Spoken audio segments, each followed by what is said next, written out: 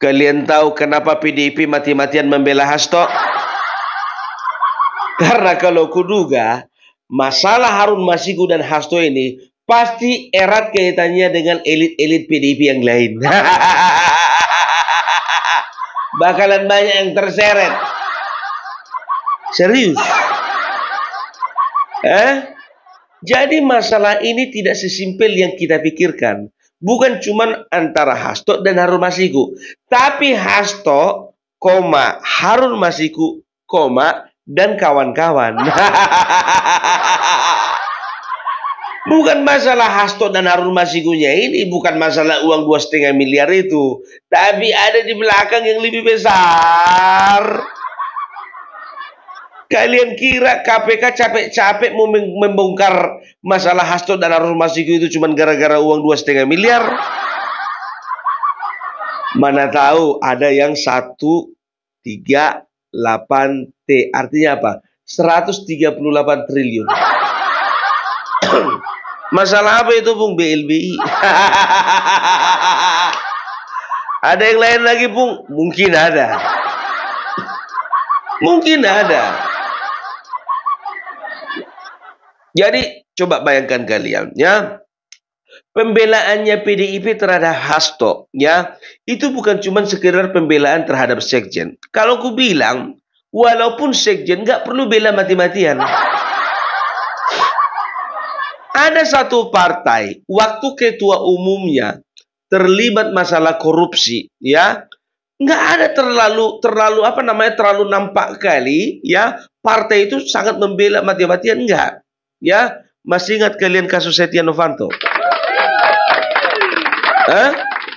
Kasus Setia Novanto masalah EKTP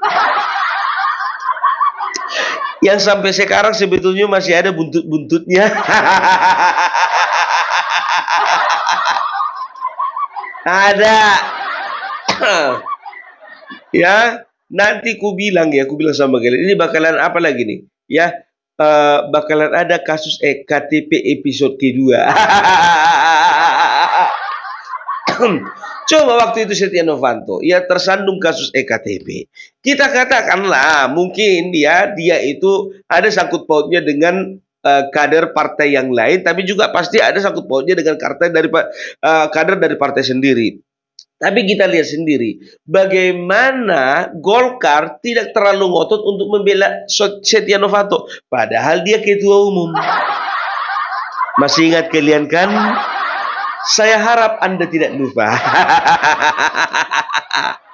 Begitu juga dengan elit-elit partai Golkar lainnya, seperti Idrus Marham, ya, kasus pembangkit listrik, ya. Coba bayangkan kalian, Idrus Marham, ya, waktu itu dia itu menjadi elit Golkar, tapi coba ada pembelaan dari Golkar? Nggak ada. Waktu itu dia kapasitasnya sebagai kader Golkar nggak betul. Tapi Golkar nggak terlihat mati-matian membela Idrus Marham.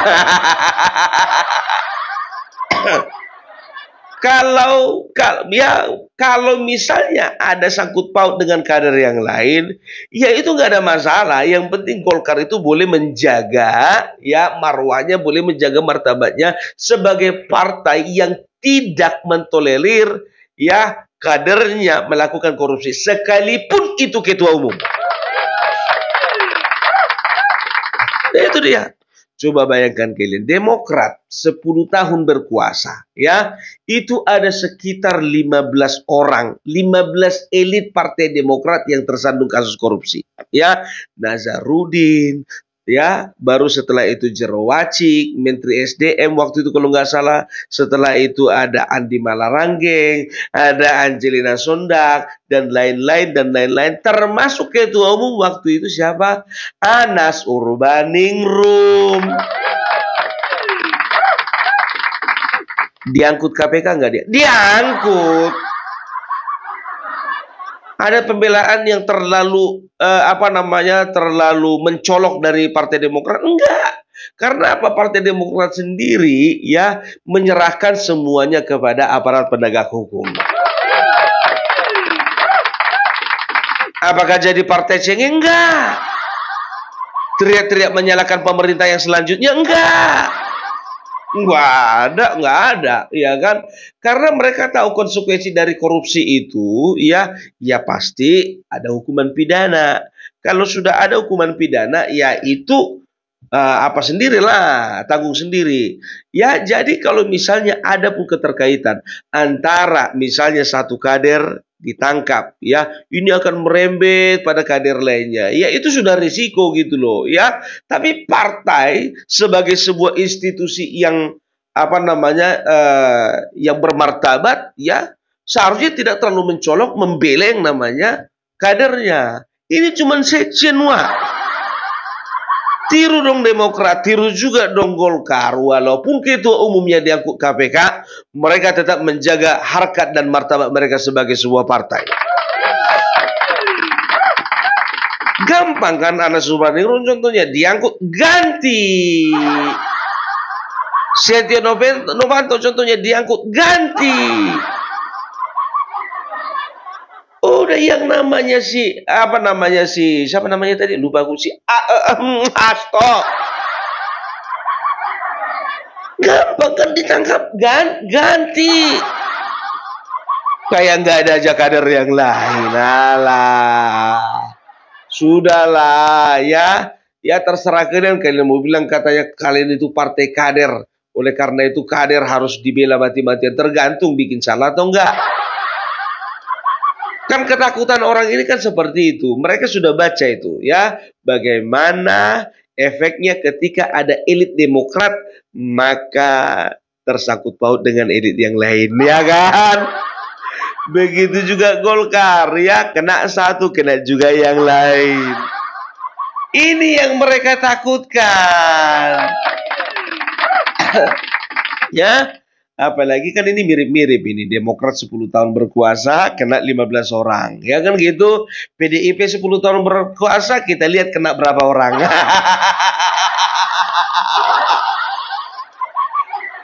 Sekarang ini kan praduga. Aku tidak menuduh. Tapi kita nggak tahu loh, di balik kasusnya Hasto dan Harun Masiku ini, ya, ini ibaratkan kunci dari sebuah ruangan gitu loh, ya, sebuah rumah. Jadi kalau misalnya kunci itu belum kebuka, kayak mana kita ngelihat isinya? Yang ini arahnya ke kamar mandi, yang ini arahnya ke ruang tamu, yang ini arahnya ke kamar tidur. Kan begitu kalau misalnya kunci udah dibuka, kan begitu. Nah kalau misalnya kunci belum dibuka, kayak mana kita ngelihat isinya? Anggap aja lah masalahnya Hasto dan Harun Masiku ini sebagai pembuka kunci dari KPK dan aparat penegak hukum lainnya, biar sama-sama menggrebek semua ruangan yang ada di dalam.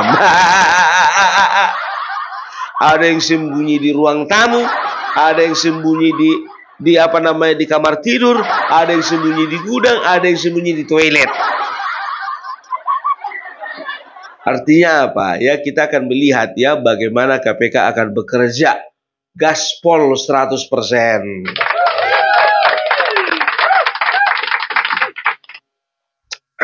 Makanya aku bilang ya, ini bukan cuma kasus politik, tidak ya. Makanya kemarin itu Demokrat itu nggak pernah bilang kalau penangkapan daripada elit-elitnya itu adalah politisasi hukum, nggak. Harusnya PDIP begitu juga dong ya. Jangan pernah melakukan tindakan-tindakan atau blunder-blunder yang bisa merusak dirinya sendiri, ya. Ingat itu, ya. Kalian itu adalah partai terbesar kata kalian. Dan kalian itu partai tua yang umurnya 52 tahun kata kalian. Padahal sebetulnya 26 tahun sebetulnya kata sejarah. Ya. Jadi jangan pernah kalian itu melakukan sebuah tindakan blunder seperti itu. Itu kan blunder namanya, ya. Jadi kalau misalnya Hasto ya memang tersangkut kasus korupsi, ya biarkan dia itu menikmati hari-harinya di KPK, kan begitu. Masalah dia nanti ngajak kawan yang lain itu urusan belakang. Biar tahu kalian, jujur aja jujur ku bilang sama kalian, kalau misalnya Hasto sudah diperiksa KPK, ya kita katakanlah dia berhasil tutup mulut. Tapi kawan-kawannya yang lain ini begini jantungnya dagduk. Kan begitu, pura-pura lah dibilang dia punya punya dokumen kejahatan dari pejabat negara. Nggak gitu bro. Ingat ya, Koni ya, giliranmu sebentar lagi. Enggak lah, kalau si Koni itu nggak ada kasus korupsinya itu. Mantan suaminya iya. Iya kan? Ya, nggak usah nyampe-nyampe ke Koni Lapung. Apa Lapung ini? Dikit-dikit Koni, dikit-dikit Koni. Ya bisa dibilang kalau misalnya orang yang paling sedih ditangkap KPK si Hasto ini adalah si Koni. Jadi masalah dokumen yang sama si Koni itu kurasa itu hanya isapan jempol itu.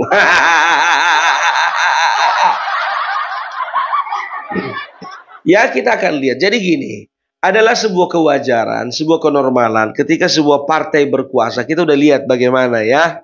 Demokrat, kita belajar dari Demokrat. Ketika sebuah partai berkuasa, maka elit-elitnya itu banyak yang terpancing atau tergoda untuk melakukan penyelewengan, baik terhadap undang-undang, baik terhadap kebijakan, baik terhadap juga anggaran, ya. Jadi kita tidak bisa menafikan bahwasanya kalau misalnya partai PDIP ini kita katakan bersih.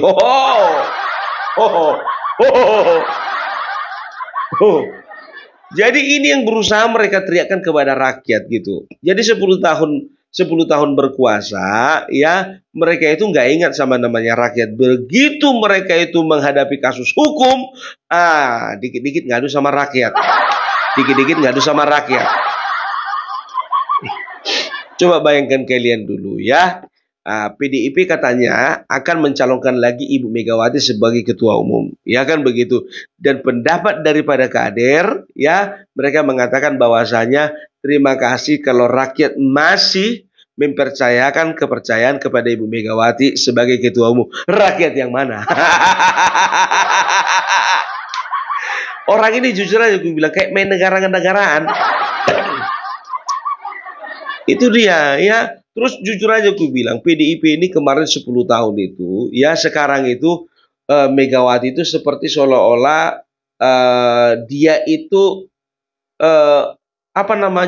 bahasanya itu post power syndrome. Artinya apa post power syndrome itu?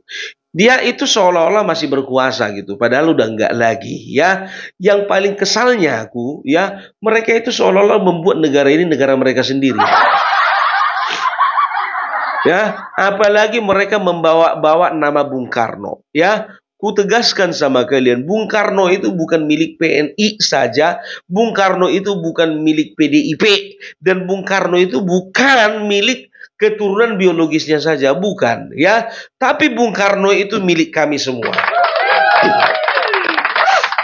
Kita akui juga, Soeharto juga itu milik kami semua.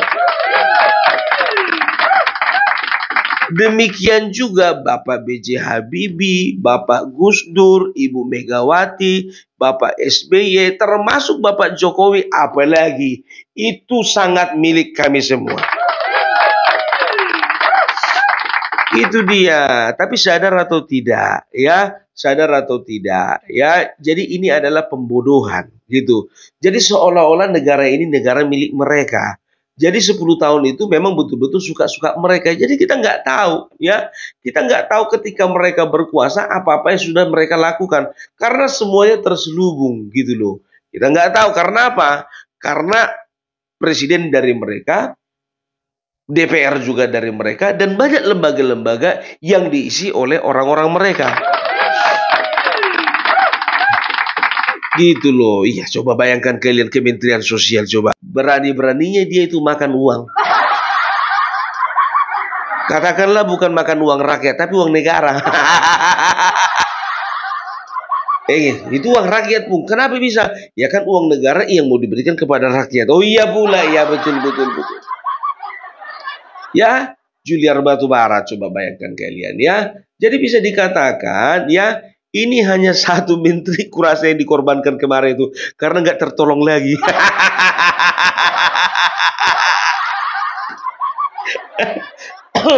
Itu dia. Atau ya kita nggak tahu juga, atau Juliet Batubara waktu itu menjadi salah satu kader yang mulai belok-belok, kan begitu kan?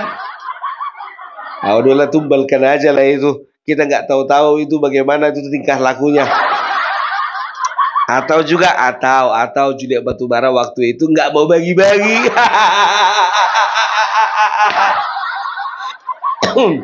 Kan begitu kan? Sekarang ini harus diperiksa ini semuanya biar tahu kalian. Ketika si Hasto contohnya, tergantung sama seperti Setia Novanto, ya kan? Kalau misalnya dia tidak bawa nama yang lain, aman. Karena kita lihat kasus EKTP, ya kan, Setia Novanto, ada nggak dia bawa yang lain? Kalaupun ada, sedikit kali. Iya kan? Ya, masalah terbukti atau nggak terbukti, atau memang ada keterlibatannya atau tidak, ya itu urusan belakangan lah itu. Urusan penyidiknya itu. Ya kita doakan saja elit PDIP yang lain nggak ada yang bermasalah seperti Hasto dan Harun Masiku. Sehingga nggak ada yang dipanggil lagi KPK, kan begitu. Ya kalau misalnya ada juga yang dipanggil, berarti doa kita nggak terjawab. Gampang kan?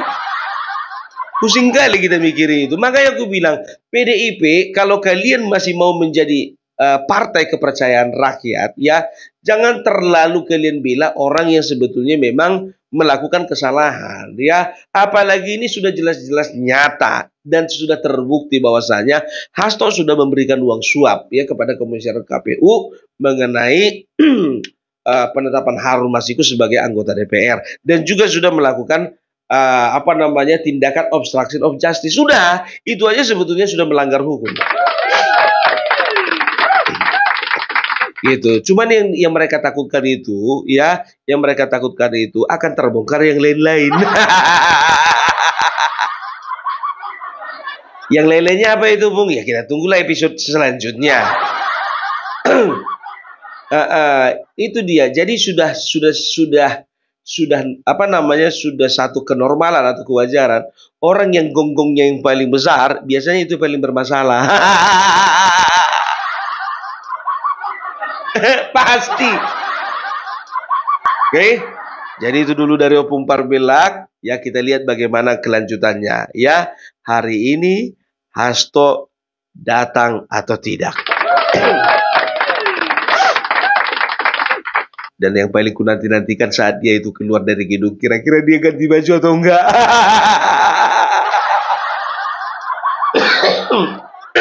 Jujur ku bilang, waktu-waktu, ya, momen itu yang paling dinanti-nantikan. Kalian juga kayak gitu kan?